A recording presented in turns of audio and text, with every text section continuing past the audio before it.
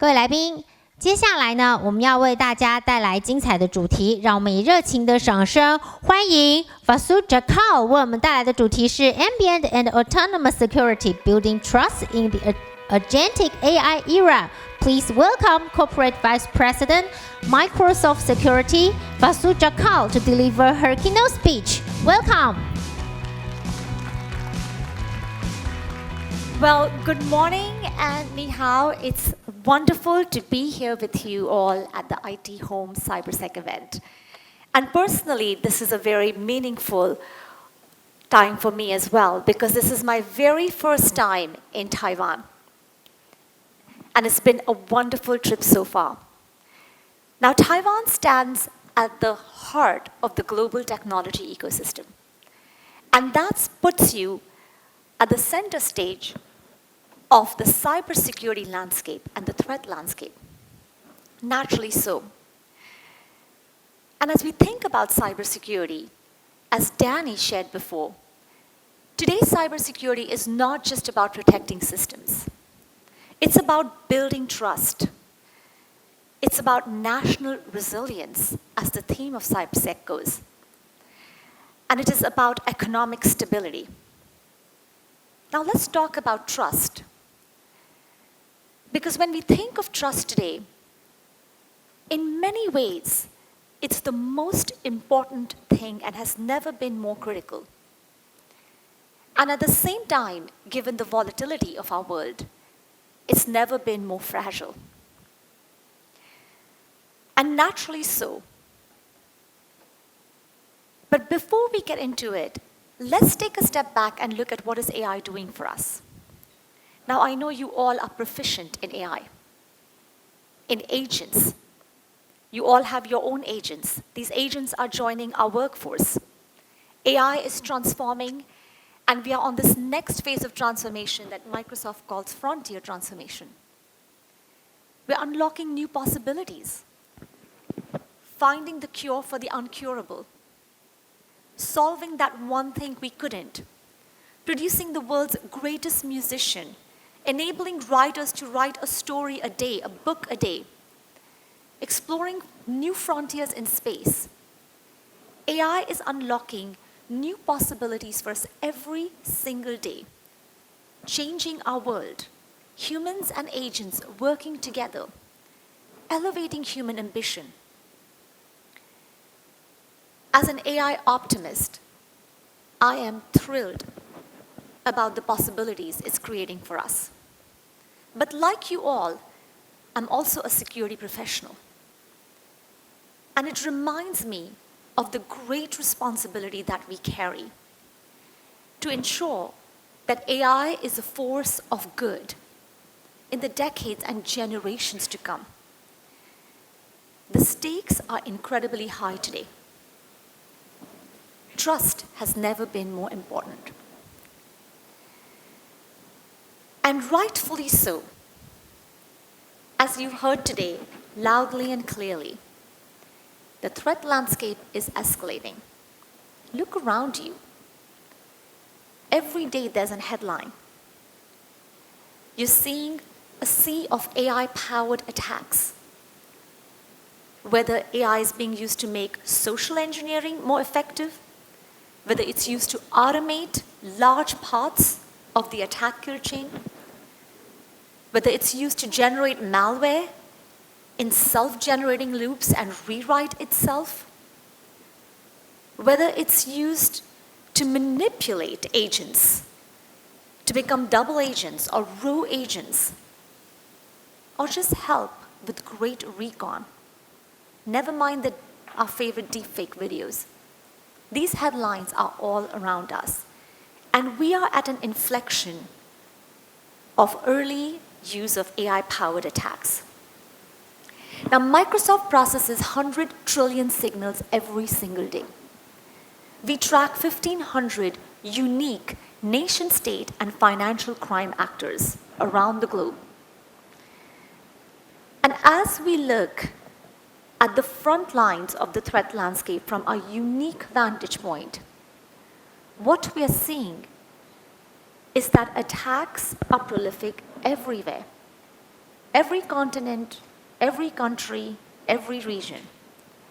If you look at the list behind me, you'll see that the United States, which is where I live, is the most attacked country in the world. But if you look along that list, you'll see Taiwan is right there at number 10. According to Taiwan's National Security Bureau, there's an average of 2.4 million intrusion attempts per day against your critical infrastructure, which is only getting more critical. Whether it's the very semiconductors or the supply chain that is powering this AI that we're talking about today. And as you look at this chart, one thing is clear. AI is a global challenge. There's no one, no country, no industry, no one, no organization that is immune to it. Cybersecurity is a global challenge and it affects us all. Many decades back, cybersecurity was largely a nation-state activity. IP theft as an example. But today, there's another rising vector, financial crime. Cybercrime cost our world more than $11 trillion last year, and that's rising. Just think about that. If cybercrime was a country, it would be the third largest GDP in the world and the fastest growing GDP. Just think about that. And as we look at these attacks, identity-related attacks continue to rise. Microsoft detects 7,000 password attacks per second every day. That's 600 million attacks a day. And there's another incredibly important threat vector, phishing. And I know that here in Taiwan, this is a huge problem. Phishing as a service has become an incredibly effective attack vector for ransomware. To share an example with you, a threat intelligence team tracked down Storm 1747. This is the group that's behind a platform that you may have heard called Typhoon 2FA. Typhoon 2FA is a ransomware or phishing as a service. And using Typhoon 2FA, they were able to generate tens of millions of phishing emails every month, tens of millions. And through that, they were able to compromise 100,000 organizations across the world. We're proud as Microsoft to have played a role in helping disrupt this. That is one example. Now, what makes it especially dangerous for Taiwan is that phishing as a service and other ransomware services reduce the barrier for entry. You do not need all the sophisticated technology for launching ransomware in Taiwan. Financial crime and ransomware and phishing is industrialized. It's a gig economy with different people specializing in different parts of the skill chain. That makes you more vulnerable to these attacks. This is the new economics of cybercrime. And it's precisely why the depth and the scale of threat intelligence is so very essential in staying ahead. I wanted to give one more example of the sheer scale of this threat, just to put things in perspective. This is Microsoft Threat Intelligence. Every year, we release a report called the Digital Defense Report, where we release all of our insights and learnings from the threat landscape. And what we saw was in November 2025, there were 2.3 billion email-based phishing threats detected just in 1 month. Over a year, there were more than 30 billion phishing-related attacks. That's a huge challenge. And to make it even worse, now with AI, threat actors can get really effective.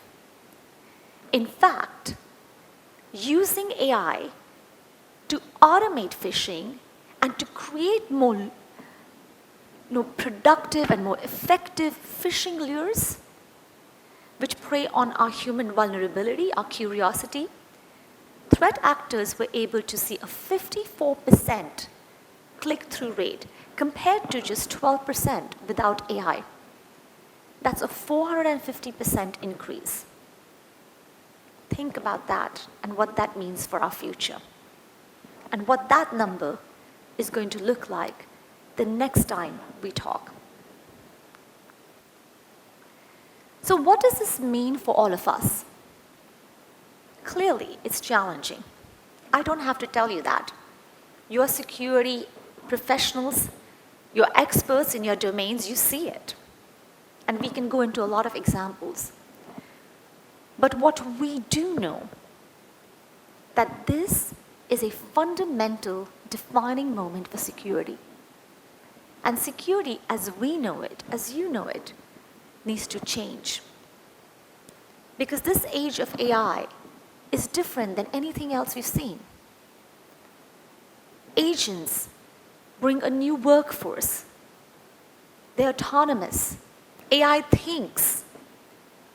And all of the technology paradigms that we have before are being challenged. It also means that we need to do two things.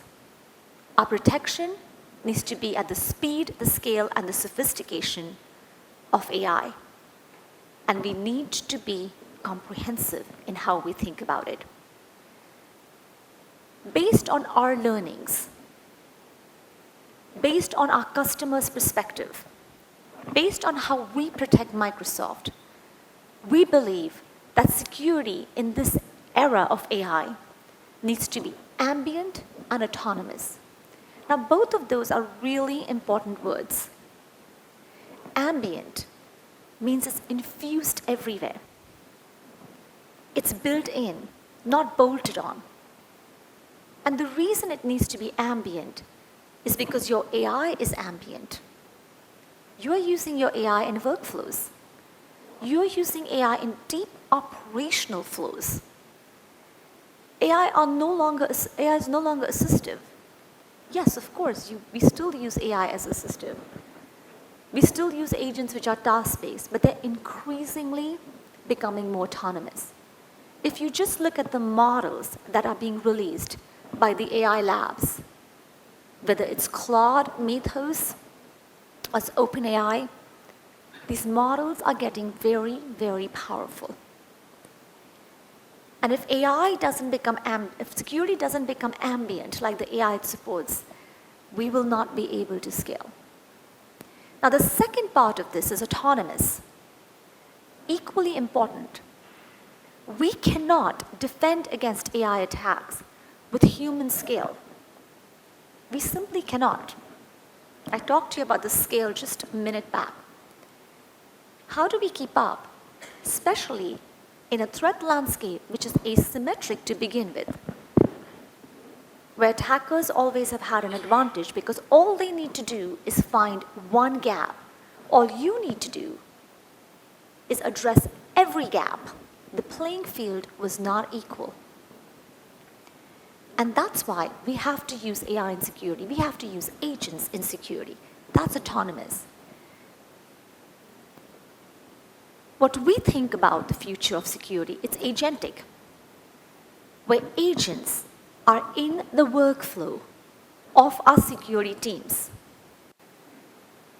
Whether it's red team agents or blue team agents, whether it's task-based agent like phishing triage agent, or a data security risk management agent, an identity conditional access agent, or just a customized threat intelligence agent. These agents need to be with us. They need to amplify the superpowers of your team so that you can then have security that is built in and built for autonomous defense. where it becomes a core primitive integrated across your entire agentic stack. And we all need to work together on that. So as we think about this agentic security, many times I get the question, well, where do we start? Because AI, in many ways, is highlighting the hygiene gaps that we've always had in security. For agentic security, first we must start with secure foundations and making this secure by design and default. Now at Microsoft, 2 years back, we launched an initiative called the Secure Future Initiative. It's the largest cybersecurity initiative in the history of our industry, with the equivalent of 35,000 engineers working on it. And a big part of the Secure Future Initiative was to change how we secure in the age of AI.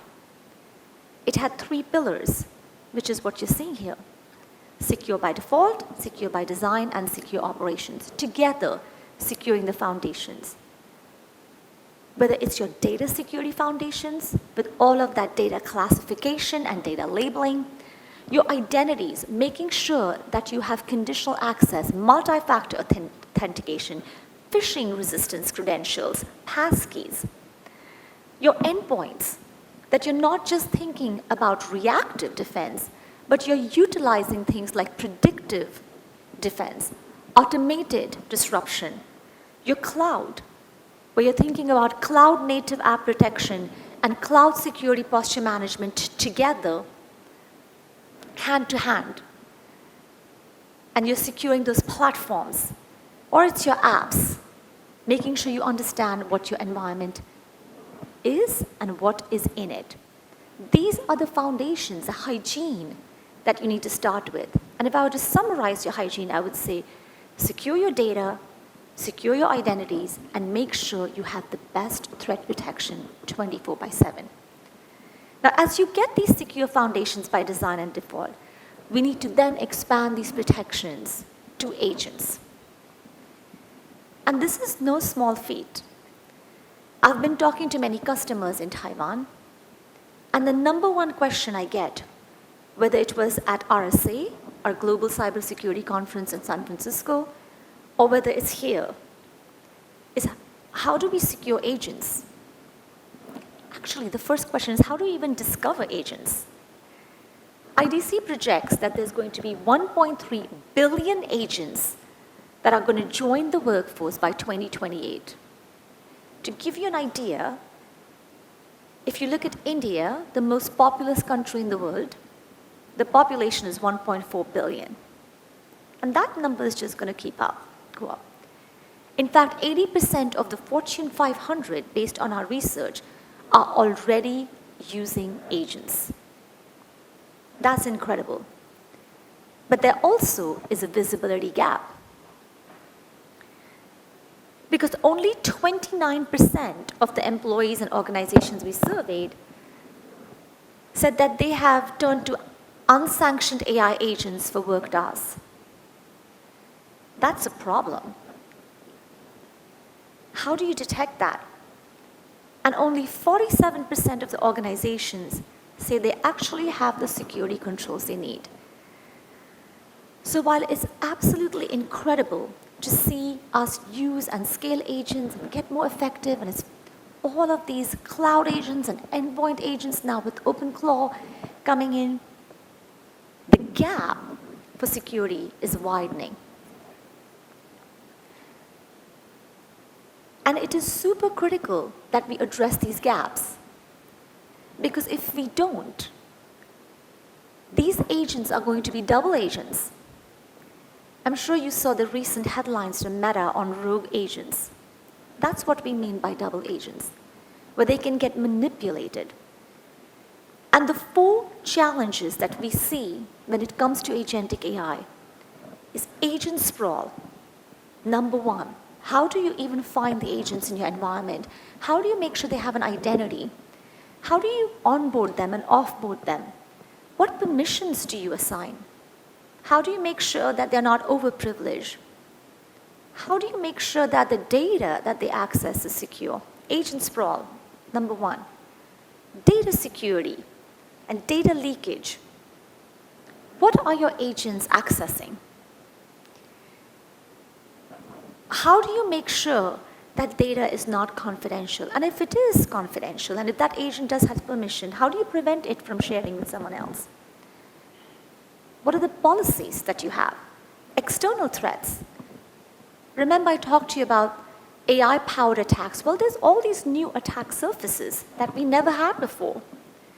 Prompts and responses and models and agents themselves, jailbreaks and prompt injections, new terminology.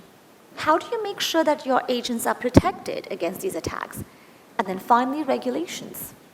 As global companies, we have to abide by the regulation. They're there for a reason. How do you comply with that? There are 100 plus just AI regulations in the last year. And IDC says that 250 plus regulatory updates every single day. That's a lot. We believe at Microsoft that the first thing we need to do to secure these agents is start with observability. You cannot protect what you cannot see. That's what observability gives you. And by the way, it's not just for security teams. We need a shared control plane for agents across IT, across security, and across developer teams as well who are building these agents. And we need shared controls. We need to know what are the agents in your system in a registry. We need to understand whether these agents are managed or unmanaged. Do they have an identity or not? We need to be able to assign an identity to that.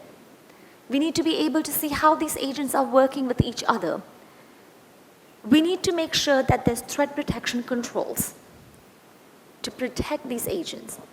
And then we need to make sure that there's incredible foundations of data security. So let's take a deeper look into it.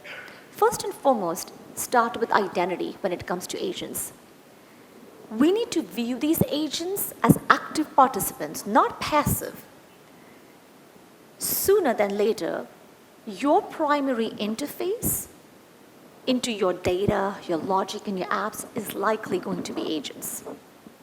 That's how we are all going to operate to scale. And if we don't, we may be left behind.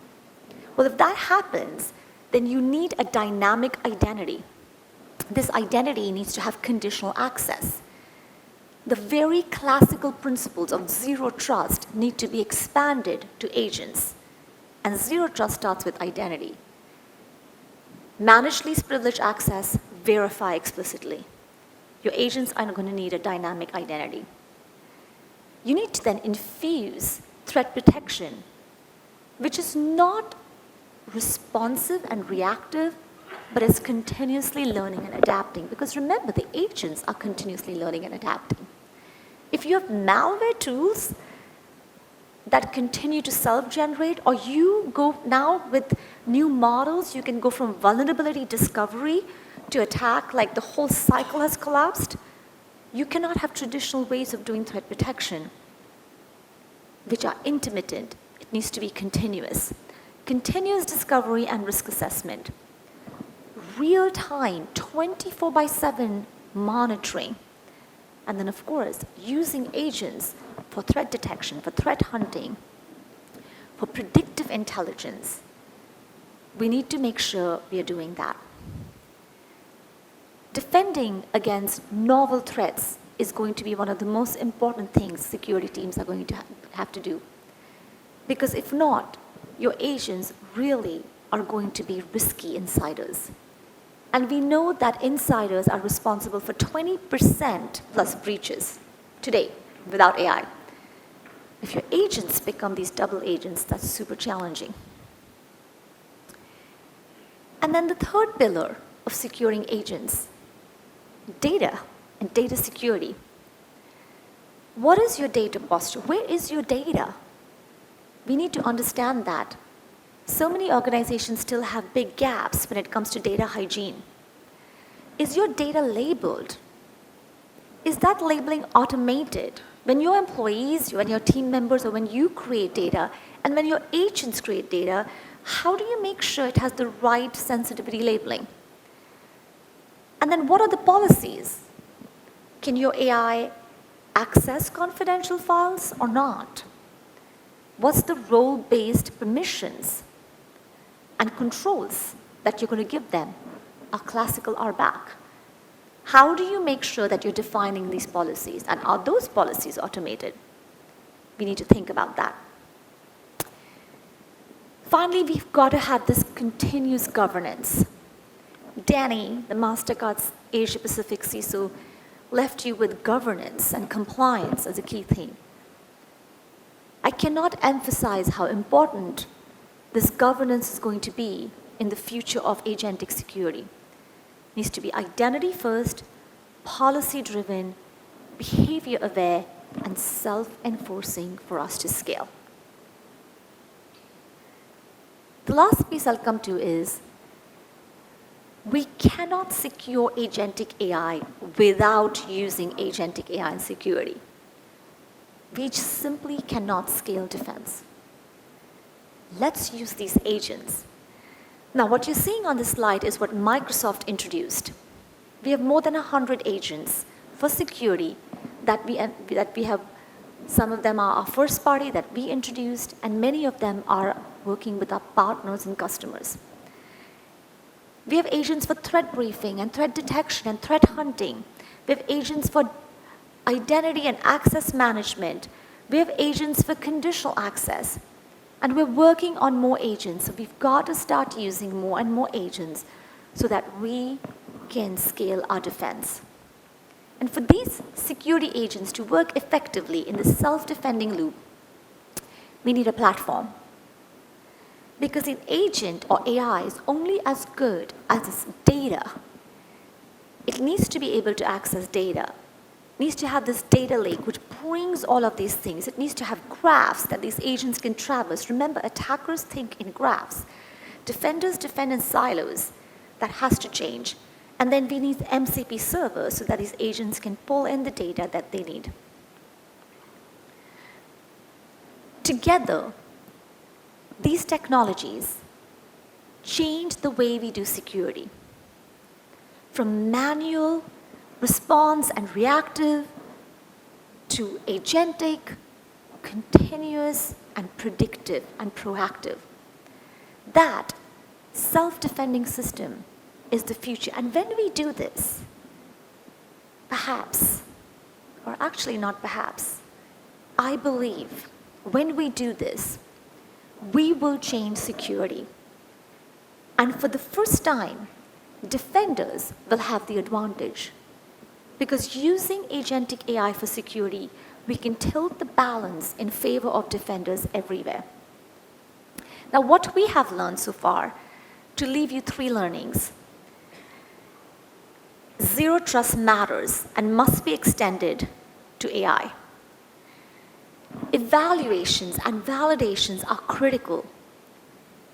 Each organization needs to determine what evaluations you need so you can make rapid progress. These evaluations will help you understand which agents you can give more permissions to and which ones you might want to have more oversight on. And then lastly, security skill sets need to evolve. Every security analyst, security practitioner, identity admin is now going to be a manager of agents.